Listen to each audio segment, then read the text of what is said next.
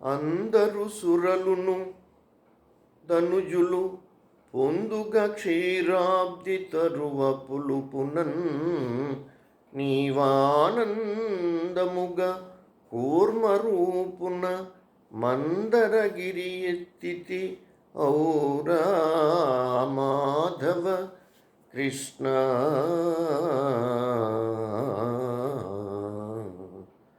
అందరు సురలును ధనుజులు పొందుగా క్షీరాబ్ది తరువ పొలుపున నీవానందముగా కూర్మరూపున మందరగిరి ఎత్తితి ఔర మాధవ కృష్ణ.